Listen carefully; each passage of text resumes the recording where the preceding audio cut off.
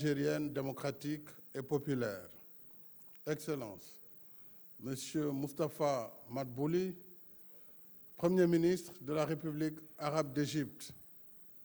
Excellence, Monsieur Moussa Faki Mahamat, président de la Commission de l'Union africaine, Madame la directrice exécutive de Aouda NEPAD, Sœur Natando, Excellences, Messieurs les présidents des institutions de la République du Sénégal, Monsieur le Président de l'Assemblée nationale, Monsieur le Premier ministre, Monsieur le Président du Conseil économique, social et environnemental, Mesdames et Messieurs les ministres, Excellences, Mesdames, Messieurs les ambassadeurs et représentants d'institutions internationales, partenaires techniques et financiers, Mesdames et Messieurs les représentants du secteur privé national et international.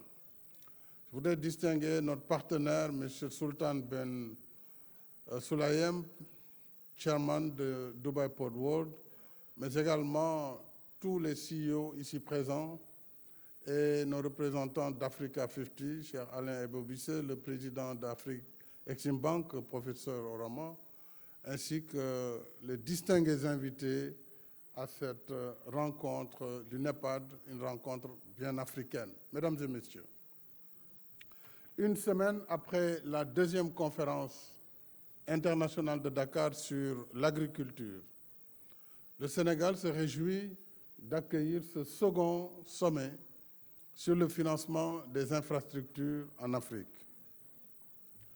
Je souhaite ainsi la bienvenue et un agréable séjour à nos hôtes. Je te remercie particulièrement,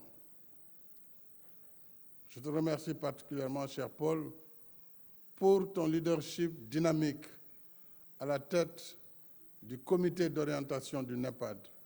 Et je salue l'intérêt constant que tu as toujours accordé à la promotion des infrastructures en Afrique. Il y a exactement un an, tu étais avec nous ici à Diamniadio, à Dakar, à l'occasion de l'inauguration du stade du président Abdoulaye Wade, qui fait face au CICAD. Te voici à nouveau parmi nous en tant que dirigeant du NEPAD, mais également comme locomotive de ce grand chantier des infrastructures en Afrique.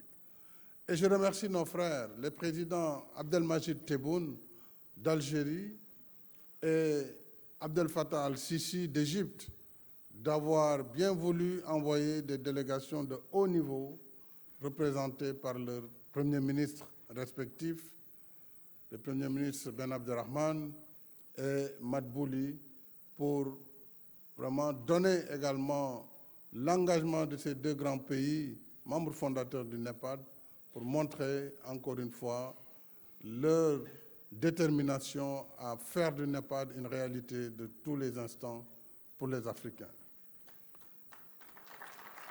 Merci, notre cher frère Moussa Faki Mahamat, président de la Commission de l'Union africaine. Merci d'être encore parmi nous une semaine après le Dakar 2 de l'agriculture. Nous t'avons presque kidnappé ainsi que la PDG du NEPAD. On ne dira jamais assez que l'infrastructure est le nerf du développement. Il est également le fil conducteur de l'intégration, parce que c'est elle, l'infrastructure, qui soutient l'activité économique et assure la mobilité indispensable au processus de développement. Or, en Afrique, notre déficit d'infrastructures ou notre déficit en infrastructures physiques et numériques reste encore très élevé. Ainsi, malgré la disponibilité d'abondantes sources d'énergie qui aident à éclairer le monde, plus de 600 millions d'Africains n'ont pas encore accès à l'électricité. Un paradoxe. Et dans nombre de nos pays, le transport routier et ferroviaire reste encore problématique. Il en est de même pour le transport aérien, où pour voyager, très souvent, d'un pays africain à un autre, on est parfois obligé de sortir du continent pour y revenir.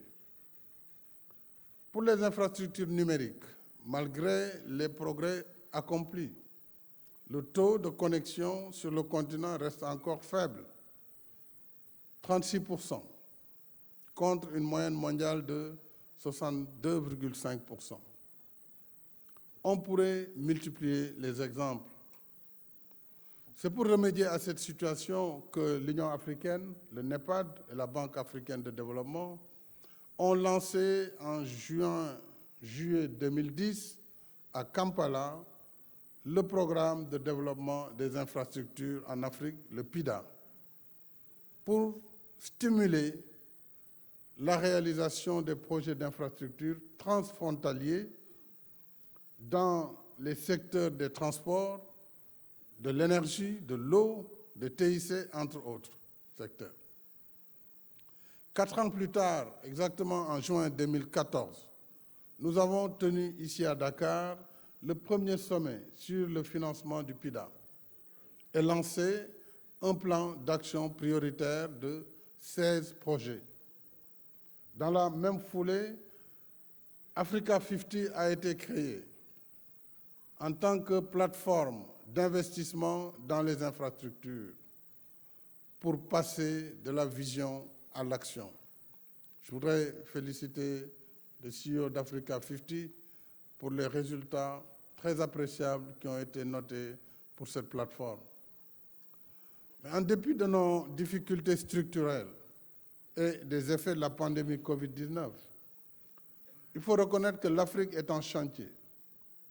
À titre d'exemple, avec un prêt de la BAD, le Sénégal et la Gambie se sont associés pour réaliser en 4 ans le pont sur la Sénégambie, sur le fleuve Gambie, qui s'appelle Pont Sénégambie, une doléance vieille de plus de 60 ans, que nous avons satisfaite depuis janvier 2019, en assurant la fluidité du transport entre les deux pays et vers les régions sud du Sénégal. En novembre 2021, le Sénégal et la Mauritanie ont lancé le chantier du pont de Rosso sur le fleuve Sénégal, qui est en cours de réalisation pour une durée de 30 mois. Donc, dans quelques mois, nous allons inaugurer cette infrastructure majeure qui a été aussi financée avec le concours de la BAD, de l'Union européenne et de la Banque européenne d'investissement. Ce pont est un chaînon du processus d'intégration africaine en tant que partie intégrante du corridor transfrontalier Tanger, Casablanca, Nouakchott, Dakar, Abidjan et Lagos. Donc c'est cet axe qu'il permet de relier en continuité terrestre. Par ailleurs, sur le continent, je sais que les mêmes efforts de construction, d'infrastructures, d'interconnexion par des financements publics se suivent dans l'esprit du NEPAD. Il faut s'en féliciter. Et nous serons très intéressés d'apprendre certaines expériences, notamment en Algérie, au Rwanda, sur les TIC et dans d'autres pays, comme l'Égypte. Il serait intéressant que ces expériences soient connues également afin que nous puissions partager les bonnes pratiques en matière de développement et de financement des infrastructures publiques. Alors je n'oublie pas le rôle essentiel du secteur privé, dont le mérite est de montrer que les infrastructures en Afrique peuvent également être rentables. Je citerai à titre d'exemple un méga-projet au Sénégal, le port en eau profonde de Ndayane, adossé à une zone économique spéciale que le Sénégal développe à quelques kilomètres d'ici avec notre partenaire Dubai Port World pour un coût initial de 837 millions de dollars. Un projet donc public-privé dans sa première phase pour atteindre plus du milliard de dollars dans sa seconde phase. Alors c'est le plus gros investissement privé au Sénégal. Thank you very much, Chairman Sultan. We are very proud of our partnership. And we hope on this February, we will start the work on the site. Donc nous allons en effet démarrer les travaux de ce port. Nous avons levé toutes les contraintes liées au financement et l'État a assumé toutes ses obligations pour que ce travail, ce chantier énorme puisse démarrer. Alors c'est pour encourager, mesdames et messieurs, ce partenariat public-privé que nous tiendrons prochainement le forum Invest in Sénégal sous l'égide de l'Agence de la promotion des investissements et des grands travaux APIX. Mesdames et messieurs, le progrès du continent en matière d'infrastructure, ces progrès sont réels, mais les défis le sont tout autant. En Afrique, les infrastructures restent encore sous-financées en volume et mal financées en termes de taux d'intérêt et de délai de remboursement. Selon le dernier rapport annuel du Consortium pour les infrastructures en Afrique, rapport publié au mois de décembre dernier, le financement des infrastructures en Afrique s'élève à 81 milliards de dollars en 2020. Il s'élevait en 2020 à 81 milliards contre 100 milliards de dollars en 2018. Il y a eu un recul que nous pouvons comprendre avec la Covid. Et je rappelle que ce consortium pour les infrastructures en Afrique a été mis en place en 2005 à Glen Eagles lors du sommet du G8, d'alors devenu depuis G7, et il rassemble autour de la Banque africaine de développement les principaux partenaires bilatéraux et les banques de développement actives sur le continent.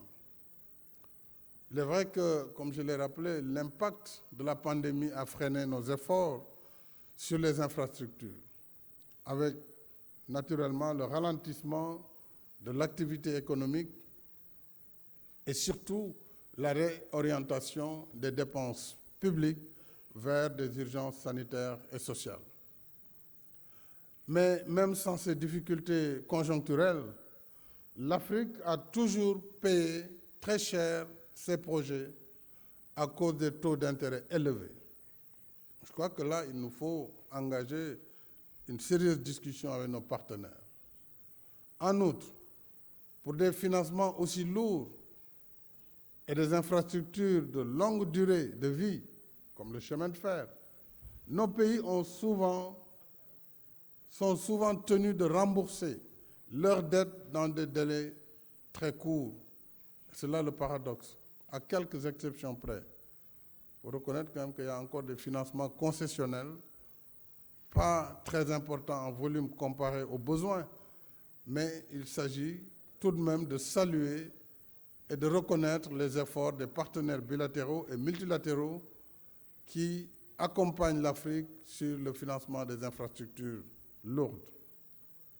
En même temps, la problématique du financement restera entière tant que perdurent les règles et pratiques de la gouvernance économique et financière mondiale actuelle qui entravent l'accès des pays africains à des ressources conséquentes et à des conditions soutenables.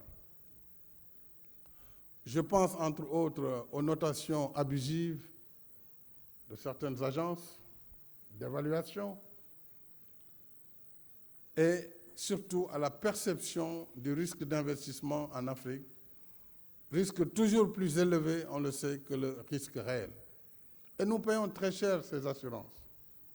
Pour prendre un exemple simple dans les financements à l'export, les fameux Exim Bank, si les taux apparaissent faibles autour de 2,5%, parfois 3%, il faudra rajouter les 10-12% de taux d'assurance. Donc c'est ça la réalité au quotidien que les pays subissent. Et il est extrêmement difficile dans ces conditions d'assurer le financement d'une infrastructure durable. Alors tout au long de mon mandat à la tête de l'Union africaine, j'ai constamment posé le débat, notamment à l'OCDE, au G7, au G20 et aux Nations Unies, sur les conditions de financement de nos économies, en particulier pour ce qui concerne les infrastructures.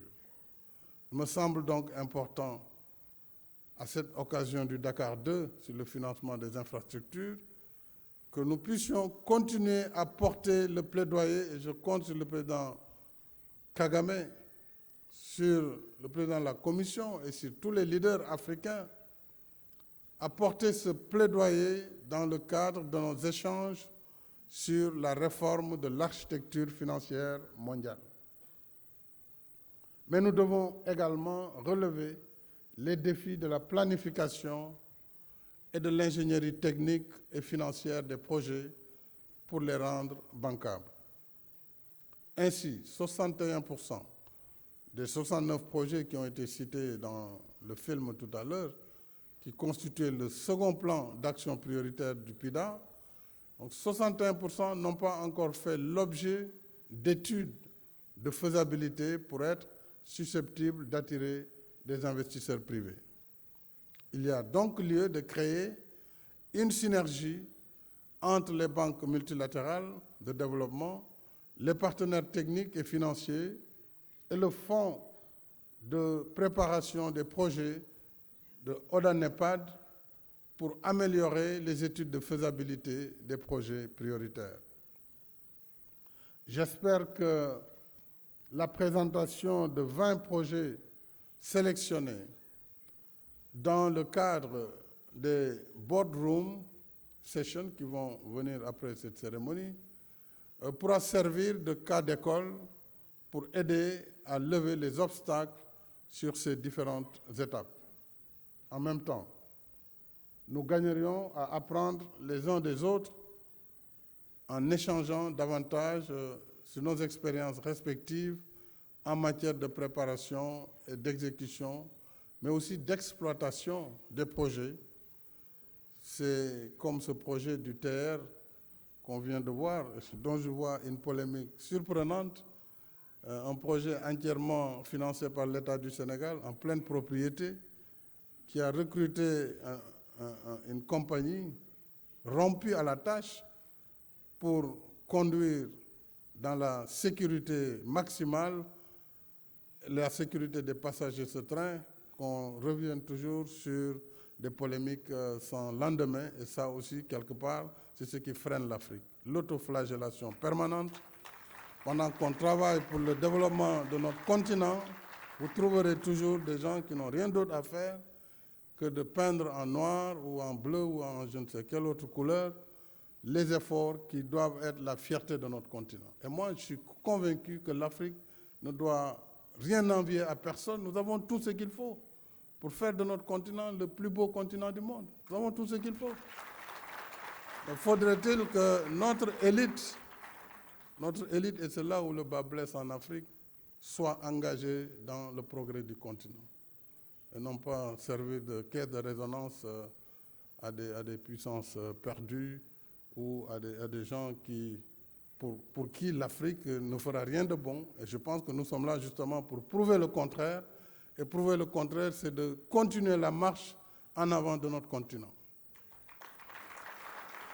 C'est un peu cela la finalité de ce sommet aujourd'hui de Dakar que je voudrais maintenant déclarer ouvert. Et je vous remercie de votre aimable attention.